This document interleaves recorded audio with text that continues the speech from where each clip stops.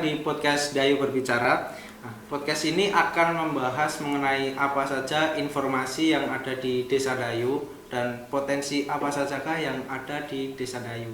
Nah, kali ini kita sudah kedatangan narasumber yaitu Bapak Agus Susilo selaku Kepala Desa Dayu. Selamat siang Bapak. Siang Mas. Siang. Bagaimana kabarnya Pak? Alhamdulillah baik. Alhamdulillah ya Pak. Nah mungkin bisa dijelaskan Pak mengenai informasi apa saja yang ada di Desa Dayu ini Pak?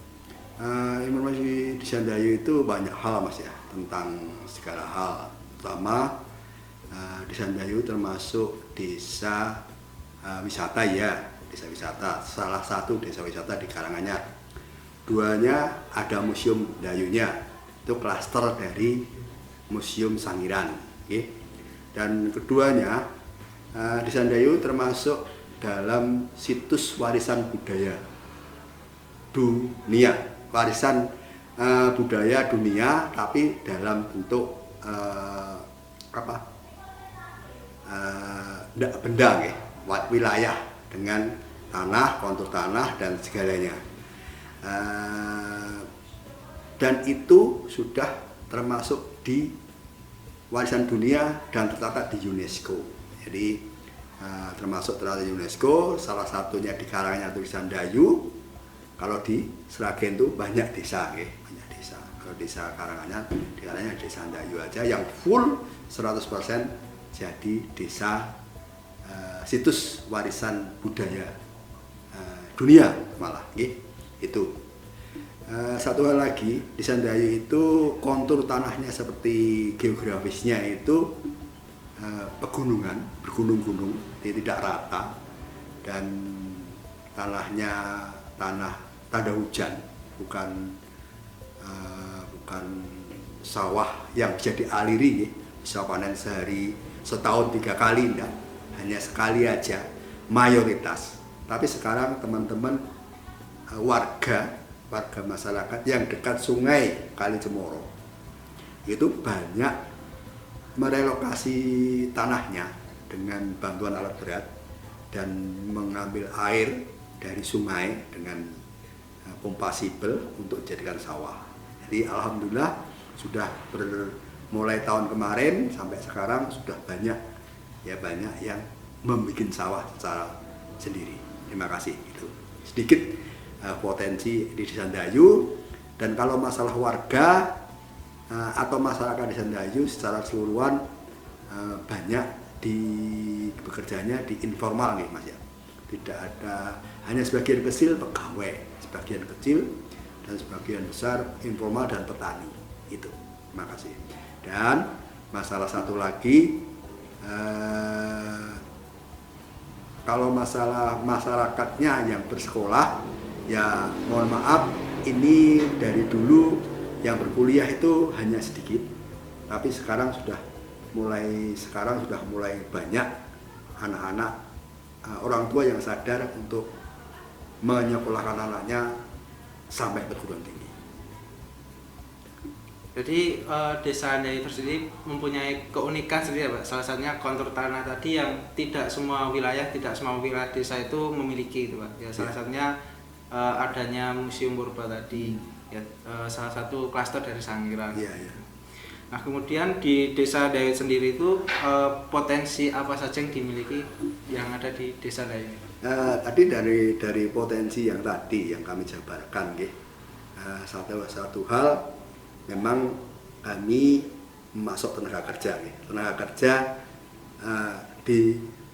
dari sini ke sekitaran Solo, tapi dalam hal kemungkinan tenaga kasar, ada yang di pabrik potensinya dan di pertukangan. Kalau pertukangan bagus, kami memang banyak memasok tenaga kerja pertukangan di sekitaran Solo, Ya, mohon maaf kalau memang pertukangan itu memang kelihatannya pekerjaan kasar, tapi gajinya sebenarnya bagus.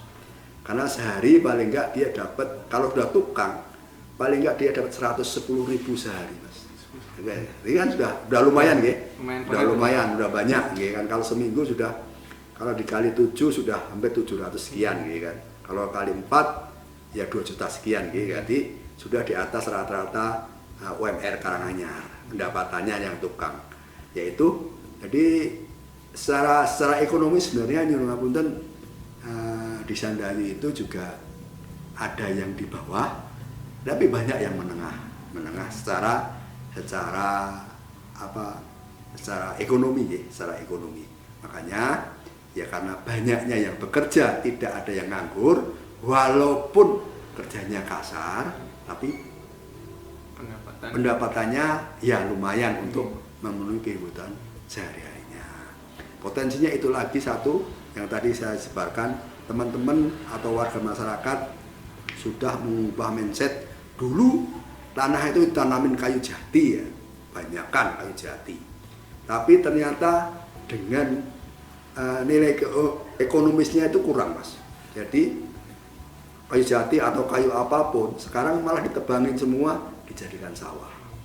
Dengan nanti kita onsori dengan submersible itu atau sumur dalam. Ya, ada yang kalau memang tidak bisa pakai sumur dalam, kalau yang dekat kali ya kita nyedot dari air kali, ya gitu. Dan kalau wisata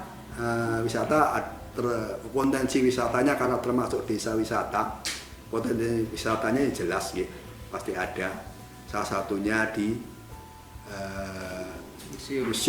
museum, terus di Sumur Mas. Itu yang kelihatan ya, baru 2. Dan tadi nanti kita kembangkan lagi yang di Puncak Mulyorejo itu.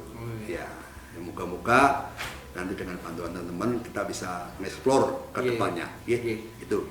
Nah, itu tadi kan potensi secara menyeluruh ya, Pak. Untuk potensi dari diri masing-masing masyarakat, misalkan yang kayak UMKM yang ada di desa itu bagaimana, Pak? Nah, kalau UMKM sebenarnya kita juga sudah merintis, Mas. Kemudian dari dulu dengan pemerintahan yang dulu kemudian sudah terintis semuanya.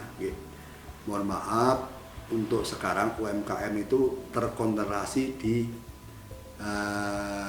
desa Tanjung sama desa Dayu.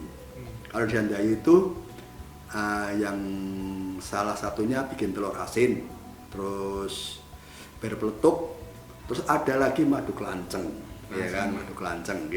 Kalau di Tanjung itu UMKM-nya tenongan, tenongan nanti makanan jajan pasar yang rutin mereka kerjakan tiap hari. Jadi sudah ada pangsa pasar sendiri, sudah ada yang menerima, dan itu sudah kemungkinan sudah pendapatannya lebih dari kita malahan gitu. Dan satu hal lagi, ini ada baru rintisan, ada konveksi juga. Konveksi baru rintis di Jambu, ada 10 mesin jahit baru dirintis sama Mas Pariono. Beliau sudah bekerja di mana-mana, resign ini bikin itu. Jadi kayak seperti berproduk madu kelanceng itu semua produk lokal Sandayu nggih, Pak? Produk lokal Sandayu, dusun Dayu nggih, produk lokal. Lalu dari potensi tersebut, Pak, bagaimana perkembangannya dari tahun ke tahun? Nah, ini Mas, perkembangannya yang salah satu hal yang kurang. Kalau UMKM yang di Tanjung, yang tenongan itu jelas ada pangsa pasar sendiri. Sudah berjalan. Yang berpeletuk sama madu kelanceng juga berjalan. Tapi karena produksi kan lihat musim ya, kalau madu kelanceng ya. Madu kelanceng itu lihat musim. Jadi banyak dan tidaknya hasil dari madu itu kan tergantung lebahnya ya. Lebahnya tergantung musim. Nah, ini juga belum lancar, tapi sebenarnya penerimaannya untuk konsumennya jelas sudah lancar juga, tapi produksinya belum sebanyak yang kita harapkan. Dan masalah berpeletuk dan ikan telur asin itu juga rutin, tapi tidak sebanyak, belum bisa untuk nopang kehidupan yang membuatnya. Jadi hanya kadang-kadang aja pesanan, terus kadang membikin, ya itu belum bisa rutin lah untuk di jalan. Sampingan gitu. Ya, Lalu untuk wisata yang ada di Desa Dayu, Pak, waktu pandemi kemarin tuh kondisinya itu bagaimana gitu, Pak, sama cara mengatasinya? Nah, kalau jelas di museum itu pandemi kemarin pasti tutup jelas. Karena museum itu kan walaupun tempatnya di Desa Dayu, tapi role penggunaannya itu bukan di kami. Kami hanya ketempatan aja dan tidak ada efek secara ke masyarakat, ke kami lah ya. Oke. Kami hanya efeknya itu ya sebagian menggantungkan UMKM di situ, sebagian bekerja di situ, tapi secara luas belum bisa mempengaruhi atau berpengaruh ke kehidupan ekonomi masyarakat di Sandayu. Dan mengatasinya ya jelas untuk museum itu ya mereka sendiri yang dari Kesangiran pasti kan, dinas kebudayaan itu di bawah dinas kebudayaan langsung nasional. Jadi mereka mengatasinya ya dengan prokes yang ketat pasti kan, maksudnya itu. Dan kalau dalam keadaan waktu bulan-bulan kemarin pandemi yang luar biasa tutup pasti kan. Setelah itu ya prokes ketat dengan aturan masuk dan keluar itu diatur di Museum Dayu. Kalau di Sumur Mas malah kami tahun 2020 kemarin sama 2021 ini mengadakan pasar budaya malah. Jadi yang kemarin tahun 2020 luar biasa karena waktu itu tutup pas selesai bulan November nggak salah pelaksanaannya itu meledak luar biasa tahun kemarin. Nah, tahun ini ya karena banyak event ya kurang banyak tapi ya sudah lumayan untuk event tiap tahunnya. Okay. Tapi ya dengan prokes ketat Mas. Dan kita waktu mengadakan pasar budaya tidak ada promosi kemana-mana. Tidak ada promosi di pamflet juga enggak, di media sosial juga enggak. Jadi dengan sendirinya orang datang karena dari mulut ke mulut aja. Ketok tular gitu Pak. Iya, ketok tular aja. Jadi kebanyakan wisata yang contohnya di museum Sumur Mas ya waktu pandemi tutup dan kalaupun ada event ya sesuai prokes gitu. Iya, iya.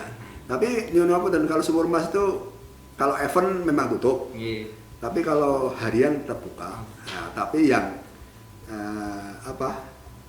yang kolam renang kami tutup. Oh. Okay. Kalau untuk air harian ya tetap harus kita jual dengan prokes ketat. Gitu.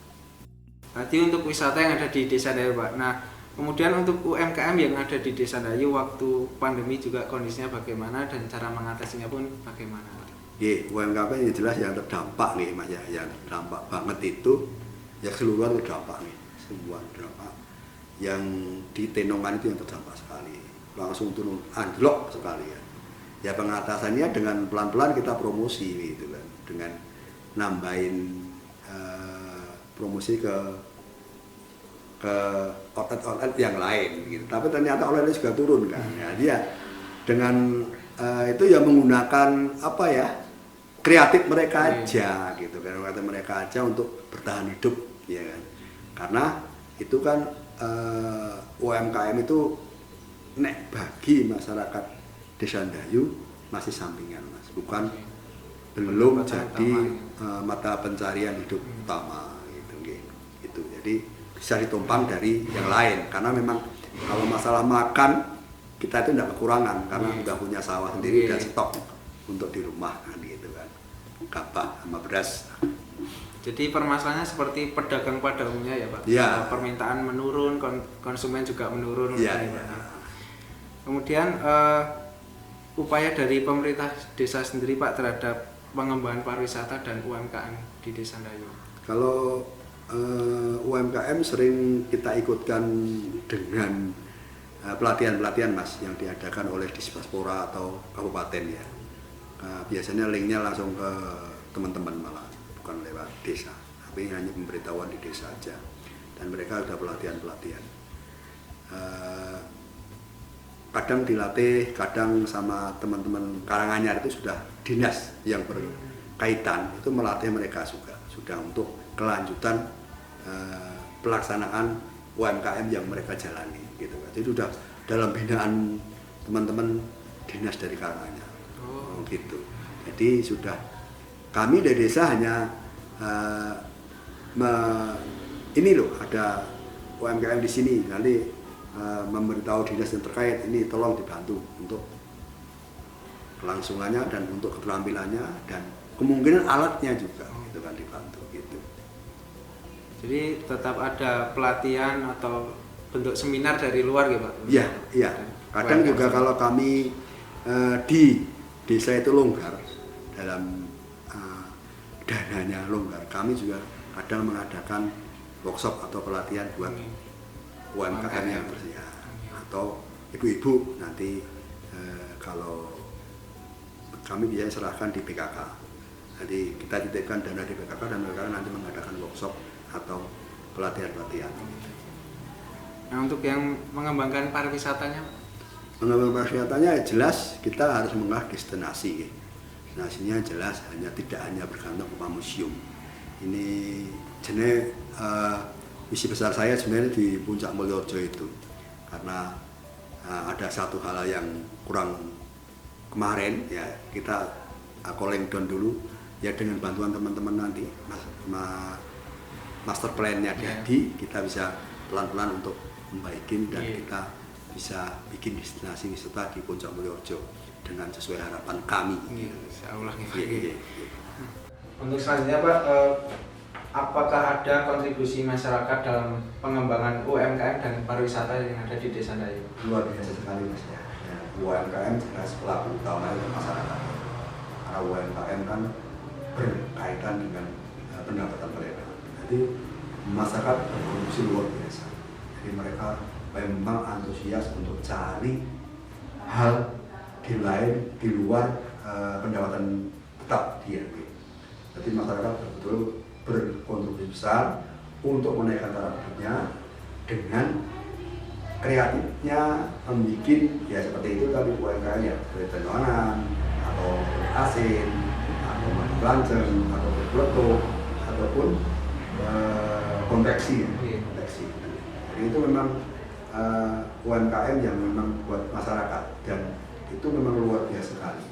Satu hal lagi untuk pariwisata itu di Grenjeng ini itu semua masyarakat Mas. Jadi tidak ada, walaupun kemungkinan kami di desa karena itu tempatnya tempat umum gitu. Maksudnya bukan punya desa, punya perorangan. Jadi masyarakat yang berkontribusi. Umpamanya di rumah punten untuk pembikinan kolam renang Kelampis itu full murni swadaya masyarakat, sekitar 150 juta itu swadaya masyarakat.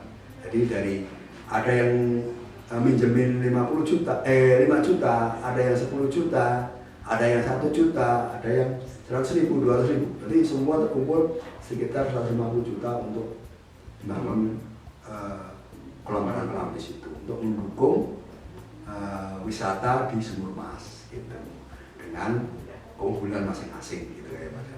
Ya, jadi tapi memang kami belum bisa membuka secara lebar karena situasi dan kondisi gitu aja. Jadi tetap ada kontribusi masyarakat ya Pak terdapat pariwisata. Luar biasa sekali Mas. Masyarakat memang yang berkontribusi luar biasa masyarakat dengan diarahkan oleh kita. Tapi masyarakat yang memang berperan luar biasa untuk wisata dan UMKM di Desa Ndayu. Yang terakhir Pak, bagaimana harapan Bapak terhadap pariwisata dan UMKM yang ada di Desa Ndayu? Harapannya satu, memang untuk pertama pariwisata ya. Ya paling enggak mengenal desa wisata Desa Ndayu dengan kampung purbanya gitu. Kan namanya desa wisata kampung purba Ndayu karena berkaitan dengan situs manusia purba gitu. Ya kita bisa mengenalkan dan pariwisata itu bisa menopang ekonomi masyarakat Desa Ndayu ke depannya gitu kan. Kalau bisa itu tidak tergantung ke kegiatan kerja yang informal, karena kerja wisata itu nyaman tapi duitnya banyak, iya kan, kita wisata itu dengan souvenir, dengan menjual jasa untuk mengantarkan wisata atau jual makanan dengan di wisata tempat, dengan ramainya orang pasti kan wisata tetap tambah memberi kontribusi buat desa dan masyarakat. Dan UMKM ya kita harus memacu UMKM, tidak hanya itu aja yang dikerjakan atau dibuat, yang lain-lain harus mengikuti untuk nanti menambah kontribusi atau pendapatan warga masyarakat Desa Ndayu untuk dari UMKM atau dari kerjaan sampingan yang dilaksanakan. Jadi begitu bahasan dari podcast hari ini.